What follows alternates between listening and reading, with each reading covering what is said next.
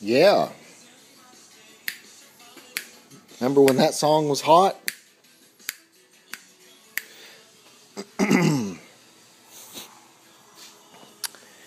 Here is a Z31 30A 5-speed transmission.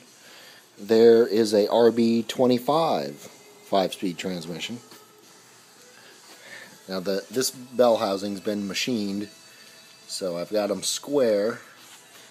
And as you can see, one is longer than the other, which totally screws my drive shaft situation up.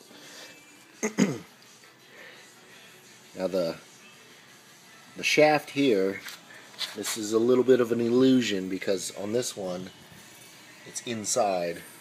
So just pay attention to the back side of this housing here is what I would do when looking at length. It's about 2 inches. 2 inches. So I'm going to try to swap bell housings. I'm going to try to put that RB25 bell housing on this right here. And then I don't have to jack with my frickin' drive shaft at all. Now the input shaft, I believe, is going to be 1/8 of an inch, the way I measured it. Each input shaft.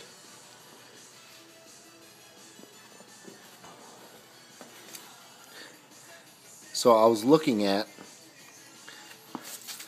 how much. Now I can't, that's an untrue measurement there because of the machining of the bell housing. I was looking at how much play you've got with the clutch alignment tool, sticking it in there, and you've got 1/8 of an inch. It's possible I can swap these and not have to touch it, the input shaft, because the input shaft, once I switch these bell housings, it's going to be a tad longer than I want,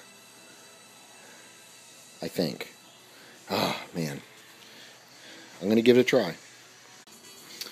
Alright, 30A RB25.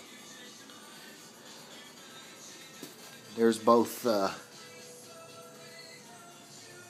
bell housings. The bell housing, from the best I have measured, is 1/8 of an inch in difference. Okay? Input shaft is my next worry. What I found out was the RB transmission is 2 inches shorter than my Z31 Shiro 30A. I just think that's a better transmission. I don't know, it feels better than this one, but anyway, so check this out. We're going to measure the input shaft. 7 and about, that'd be 5, 1, 2, 3/8. Roughly 7 3/8. Z31, see, I'm worried this shaft is going to be sticking into the motor too much. Input shaft here, oh well, hell, it's shorter there. Let me go from the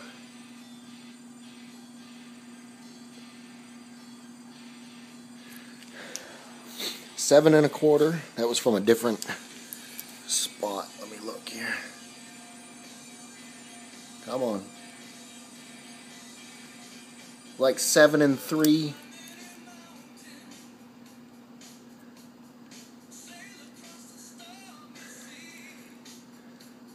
It's about 7 3/8.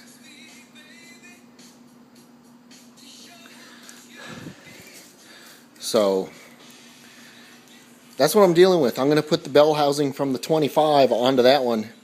That way I can keep my drive shaft. Chris, who I'm going to give this other transmission, I'm going to put the machine bell housing on the 25. and he will need a 2-inch longer drive shaft than I have.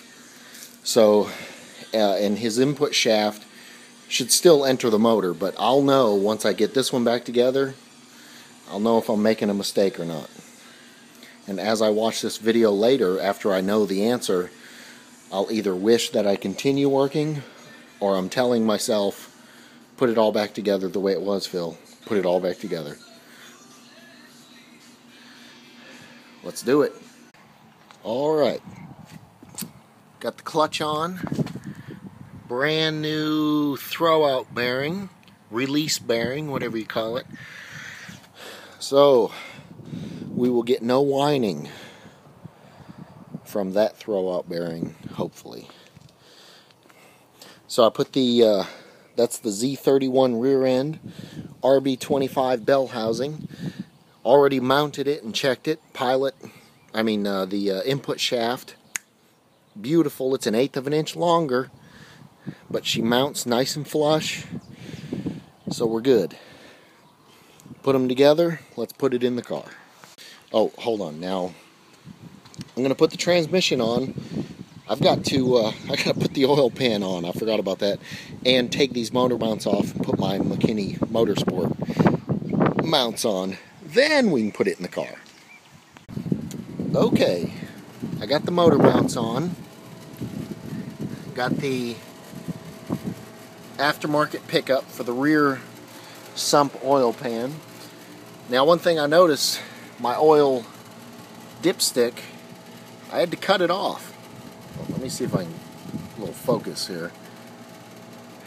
I had to cut it off because this new pan is coming right to the bottom of this.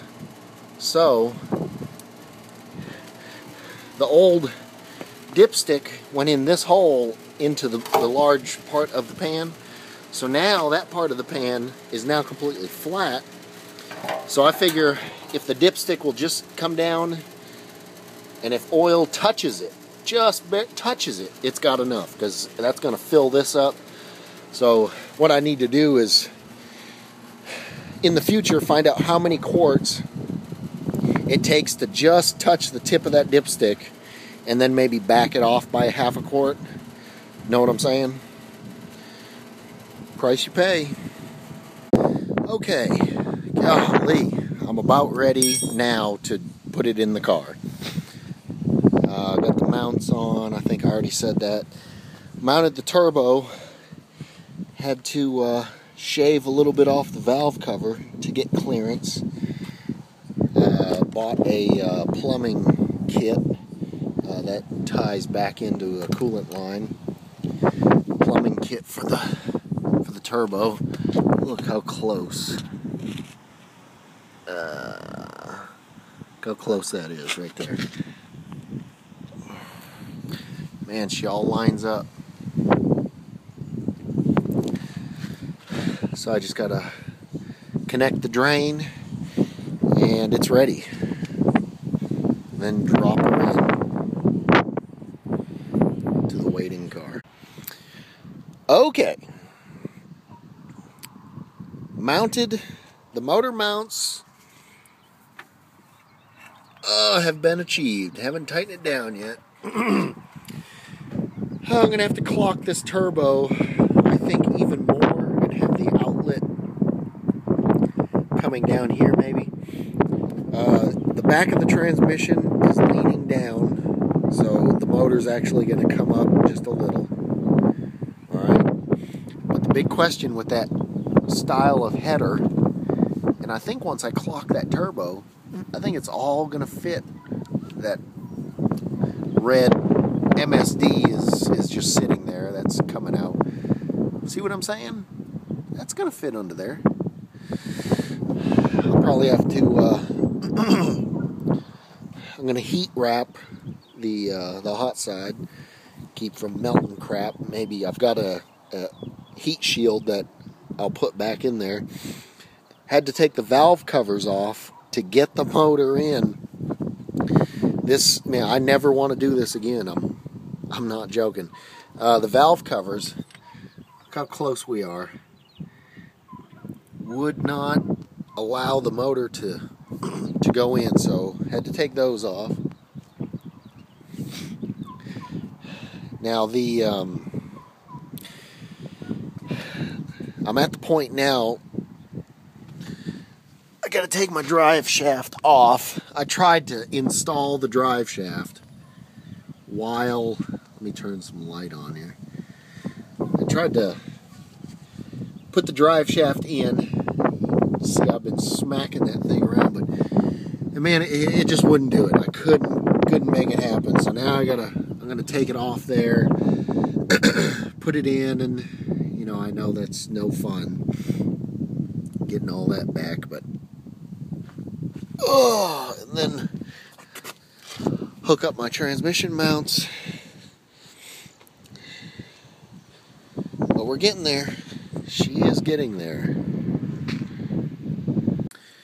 Okay, so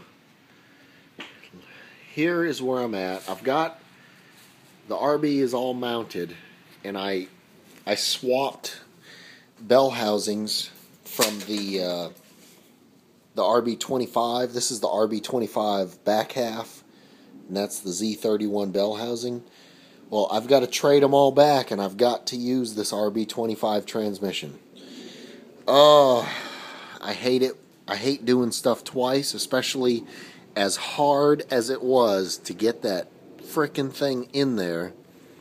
I got to pull it back out. Apparently, the motor mounts, I was thinking this RB would sit in there exactly where that L was, but it is pushed as far. It is dang near touching the firewall. Well, anyway, when I get my drive shaft mounted and then jack the transmission up into spot, it's pushing the motor forward, and this RB25 transmission is 2 inches, about 2 inches shorter in the backside. It turns out I need that extra 2 inches of shortage, because as the transmission, you know, the transmission is this is the drive shaft and the transmission, as they're being jacked up and straightened out, it gets to about right there and everything starts binding up. So if it was 2 inches shorter, I would have plenty of room. I think that's more than enough drive shaft into the, you know, the flange into the back of the transmission. So anyway, so I'm at a stopping point, and I had to take the valve covers off just to get the motor to fit in there. So anyway, so that's where I'm at. Now I've got to backtrack. I got to take that back out, take that tranny off, split the case again, swap, put it all back the way it was. That's where I'm at. And this is the aftermath. Look at that, huh? That's what I'm talking about. Dirty. Dirty, dirty, dirty. That's how we roll, girl.